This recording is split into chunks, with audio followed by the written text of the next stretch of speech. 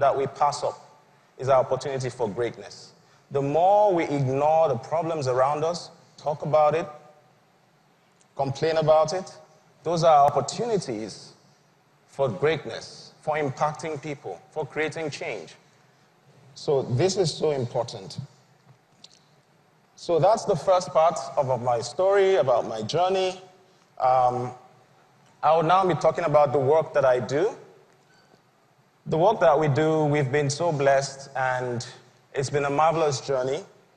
Excited to do the things we do.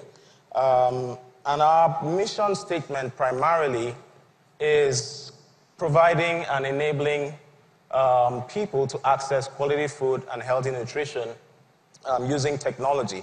Now, statistics from the FAO in 2013 puts it that 13 million people in Nigeria face hunger.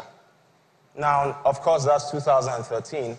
Most likely, with the insurgents here in the Northeast, that figure must have gone so high, and it's very worrying. According to the UNOCH, the Coordinating Organization for Humanitarian Affairs in the Northeast, it puts the figures at 6.7 million food and nutrition insecurity in the Northeast alone. So we have a major crisis on our hands. Somebody has to take care of this. I always think about the analogy, not an analogy now. We are so dependent on foreign aid now, and it's a big issue. Now, a hypothetical case, what if all of these organizations pull out? Think about it. All these international organizations, the DFIDs, the EUs, the USAIDs, what if one day they wake up and say, look, we have our own problems at our home, we can't take care of this anymore. And the numbers are dropping in terms of funding that is coming through. So we have to wake up. There really has to be impetus and strive. There has to be a turnaround to take responsibility. Now, what is responsibility? That's simple. Ability to respond. Can we respond to the issues of education? Can we respond to the challenges in our health sector by ourselves using sustainable models? That's so important.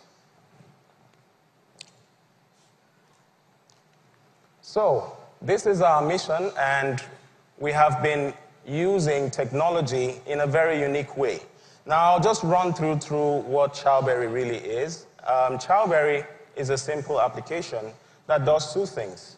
We are saying, rather than throw away all of these items that would go to expiration in a short time, we are able to connect people that can make use of it in a timely manner, mainly families and households that are facing hunger. And we do this through an application service that we work with the retailers. Now, you would be amazed at how much is lost. The picture you see on your screen is from an actual store. They have tons and tons of this. That's packaged food product, Cerelac right there. And you would find that what most of them do is either they return it to the manufacturers or they destroy it. It's such an alarming scenario. Now, this is just from one store. Now, imagine 10,000 shops or producers of food. So, no one should go hungry when things are going to waste. It's really alarming. Now, we are just saying, direct this to those who need it the most. And we don't see our beneficiaries as people who are poor and needy. We see them as an active participant in the food system, helping to stop the waste. Because even people who are vulnerable and poor have dignity. They want to be respected. They want to feel good. So that's what we're doing to ensure that people have what to eat. And over the years, we have impacted over 50,000 families between the Lagos and Abuja area, working with NGOs. We've spread all the way to Nasarawa State.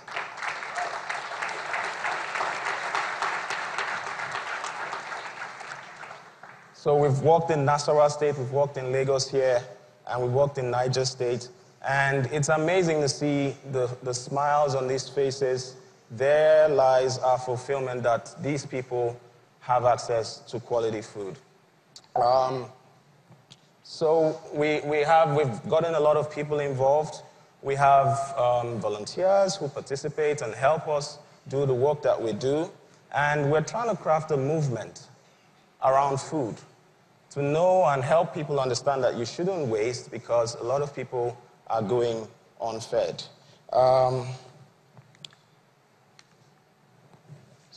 Okay, so this is a picture from one of our programs.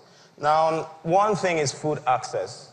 The other thing is what is the quality of the food, right? You can't just keep on throwing items all around the place, giving people food to eat that are not healthy. So we've transitioned now to healthy food. Now, the bag you see there is specifically crafted with our nutritionist to ensure that every meal inside there, every item inside there covers the 6 classes of food. And then it lasts that person for at least 5 days.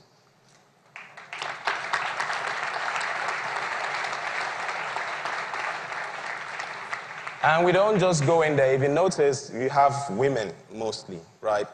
Working with our NGOs, we have a targeting mechanism that ensures that it's mainly female head of households, families that are orphaned. At one point, we met one lady who was a widow, and you'd be amazed. She earns 400 naira a week. She survives on 400. Now, it's even just probable.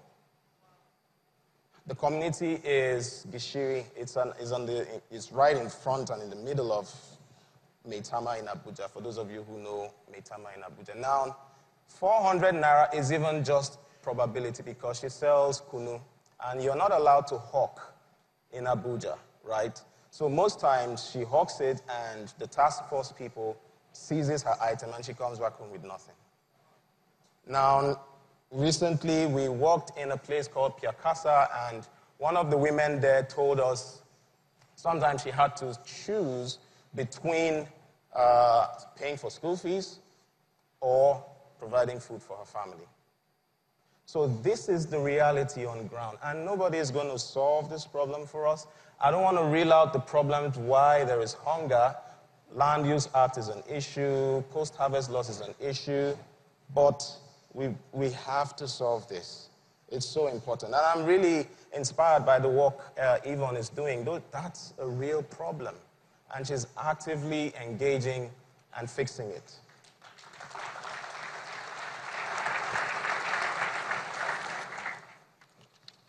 So that's about what we do in the work that we do. The third part of what I want to talk about is the future. We're scaling what we're doing to reach more people. What we're doing now is moving towards nutrition even more, because even the farmers, nutrition is a problem. Many children out there have learning disabilities because of the quality of the nutrition. Now, according to statistics from the World Food Program, when a mother is undernourished during pregnancy, the baby also is undernourished. And every year, 17 million children are born this way due to the mother's nutrition before or during pregnancy in the developing world. So even the mother is